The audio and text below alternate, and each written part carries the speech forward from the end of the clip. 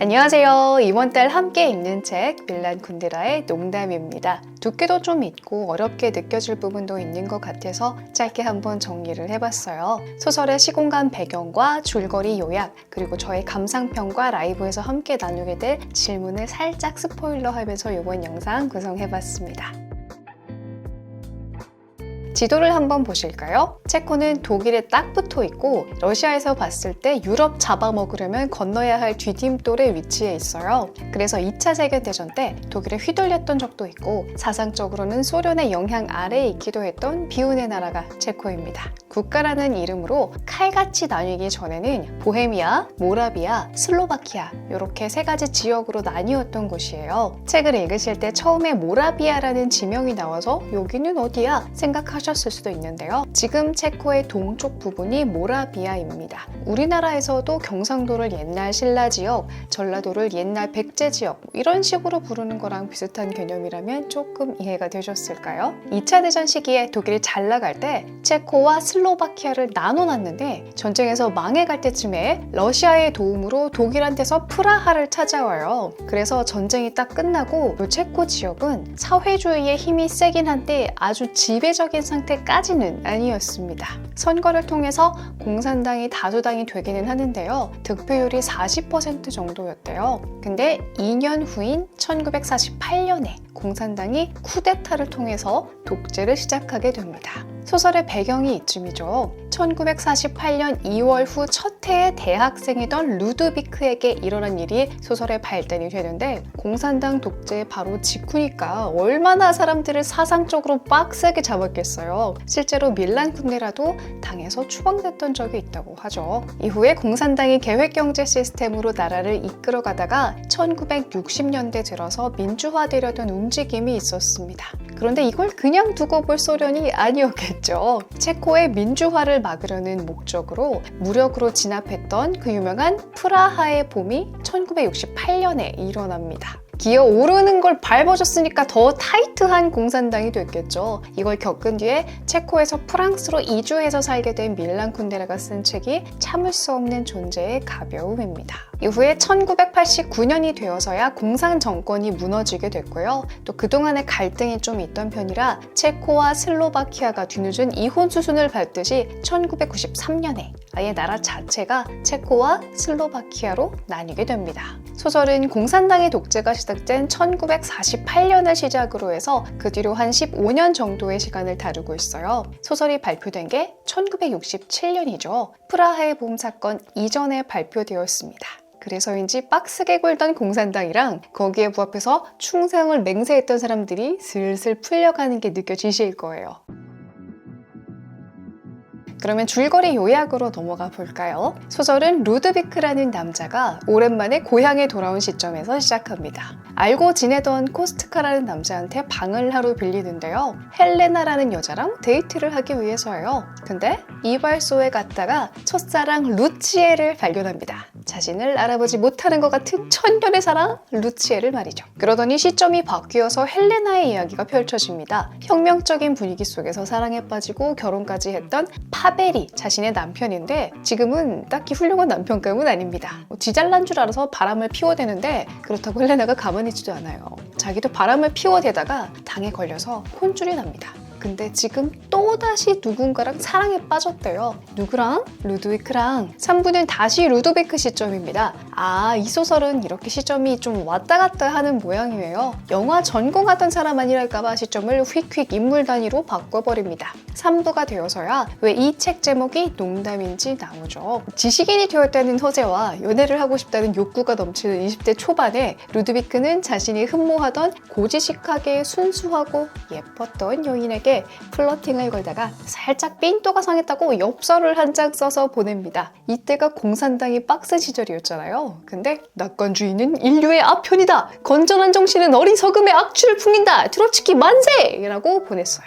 트로츠키가 누굽니까? 소련을 이끌던 스탈린한테 조카라고 할 수 있는 반항아였어요. 세상에나 소련의 붉은 깃발 아래 대동단결하자고 해도 딱히 개성이 없을 시절에 이런 말을 하다니 그냥 미친 거죠. 정말 인생이 망가져도 할 말이 없을 말장난이었습니다.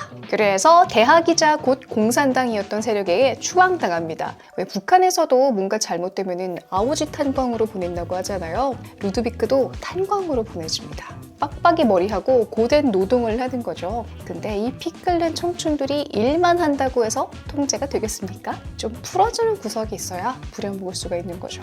그래서 가끔 동네에 외출을 할 수 있게 해줍니다. 여기서 몰래 술도 먹어보고 여자도 만나보고 하는데 어째 썩 개운치가 않아요. 그러다가 운명의 장난처럼 평생을 잊지 못할 사랑을 만나게 됩니다. 신비스러운 분위기가 풍기는 조용한 여자 루치와 연애를 시작하는데요. 헌신적인 고무신 역할 해줘서 감동스럽기는 한데 스킨십에서는 진도를 나가지를 못합니다.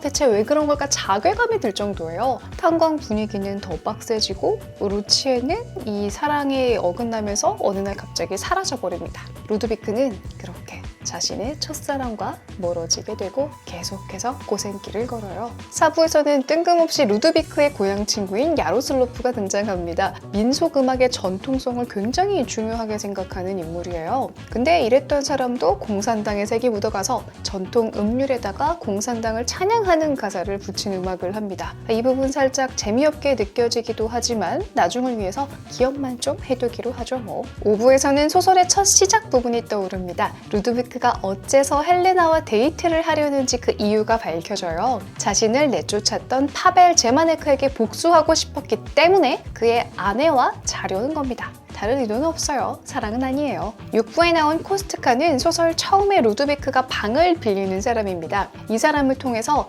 루치의 과거를 알게 돼요. 루드비크처럼 코스트카는 당에서 쫓겨난 신세였는데요. 가족들과 멀어져서 농장에서 일을 했습니다. 거기서 떠돌이 신세였던 루치에를 발견을 하고 그녀를 도와주고 상담을 하다가 어찌어찌 그녀의 마음도 열고 몸도 탐하는 사이가 됩니다. 하지만 결국 이 새끼도 핑계를 대면서 기회를 봐서 루치에를 떠나더니 건축 노동자가 돼요. 그러다가 중간에 루드비크를 만나서 루드비크의 고향에서 정착을 하게 된 거였습니다. 이제 마지막인 7부로 오게 되는데요. 7부는 꽤나 재밌습니다. 7부를 위해서 이 두꺼운 400페이지를 달려온 셈이죠. 시점이 계속해서 바뀝니다. 루드비크와 헬레나는 거사를 치른 다음에 서로 다른 마음이 들고요. 마을의 광장에서는 야로슬로프의 아들이 전통 공연의 주인공이 되어 있습니다. 그리고 하필이면 헬레나의 남편인 파벨 있죠. 파벨이 자신의 내연녀인 20대 어린 대학생과 데이트를 하러 이 동네에 와 있어요. 헬레나는 파벨한테 나는 새로운 사랑이 있다고 라고 되게 자신감 있게 내뱉었는데 사실상 루드비크랑 파벨이 마주쳤을 때는 파벨이 위너입니다. 자기 아내를 뺏긴 거에 전혀 화를 내지도 않고요. 자신의 지금 내연녀가 젊고 예쁘고 그냥 좋은 거죠. 오히려 자기 아내랑 바람난 걸 용서해 줬으니까 파벨 입장에서는 파벨이 루드비크에게 빚졌던 용서 하나를 까준 셈이 됐습니다. 루드비크는 진짜 멘탈이 무너져버려요. 복수하려고 이렇게 열심히 살아왔는데 복수라고 한 게 효과가 있기는커녕 오히려 마이너스가 돼버렸거든요. 헬레나는 헬레나대로 빡칩니다. 진짜 사랑이라고 믿었던 남자가 그냥 날 이용한 거였다고? 그냥 분노도 하고 슬프기도 해서 약을 먹고 자살을 하려고 했는데 알고 보니까 그게 변비약이었던 거죠. 그래서 유서를 받아든 루드비크는 변기에 앉아서 끙끙대는 헬레나를 발견합니다. 아니 뭐야, 이렇게 고상해 보이는 소설이 똥 싸는 엔딩이 있다고? 라고 당황하셨어도 괜찮아요. 그리고 전통 공연에 자신의 아들이 나오지 않았다는 걸 알고 또 다른 방식으로 멘붕이 온 야로슬로프에게 루드비크가 찾아와요. 그래서 둘이 같이 민속 음악을 연주하면서 마음의 평화가 찾아온다라는 이야기로 끝을 맺죠. 농담을 얘기할 때 빼놓을 수 없는 게 대비를 통해서 인물을 더 깊이 보여준다는 특징이에요. 공산주의자들과 루치에가 어떤 면에서 대비가 되는지, 전통을 대하는 시각에서 야로슬라프와 루드비크는 어떤 점이 다른지, 기독교와 공산당에 대한 차이를 보여주는 코스트카와 루드비크, 그리고 비슷해 보이는 삶을 사는 코스트카와 루드비크, 파벨이 이야기하는 우리 세대와 젊은 세대의 차이, 이런 면들을 통해서 인물과 시대를 더 자세히 들여다볼 수 있게 해주죠.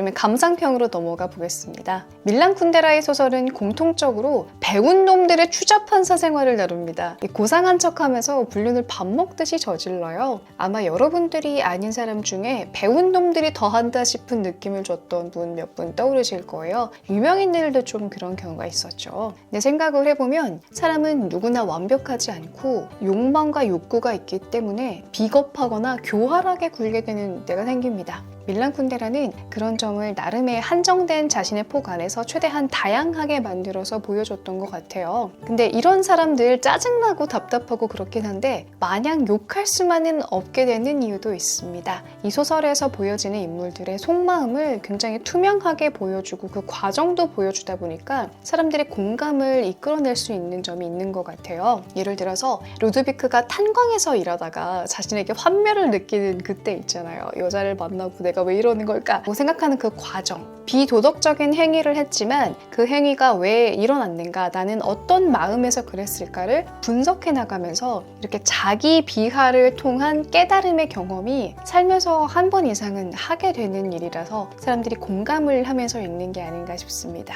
종교적으로, 사상적으로, 예술적으로 다양하게 모순된 면을 갖고 살아가는 사람들이 삶에서 어떤 시점에서는 부딪혀서 접촉해서 의지하게 되기도 하고 배신당하기도 하고 어떤 사람들은 다름을 인정하면서도 적당한 관계를 유지하게 되기도 하죠. 누구 하나만이 착하고 옳지 않다라는 점을 구석구석 느끼게 되는 게 이 소설이 주는 묘미인 것 같아요.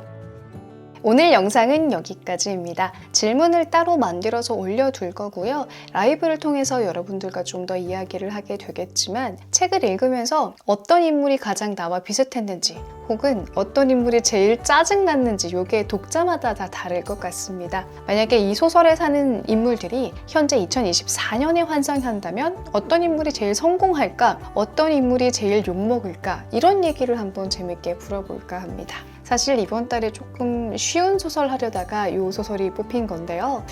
책을 다 못 읽으셨다면 조금이라도 도움을 받으셔서 끝까지 읽으실 수 있도록 시대적인 배경과 스토리 요약을 좀 이렇게 올려봤어요. 재밌게 읽으시고 라이브에서 뵙겠습니다. 저를 처음 보신 분들은 구독하기 잊지 마시고요. 우리는 자주 만납시다. 안녕!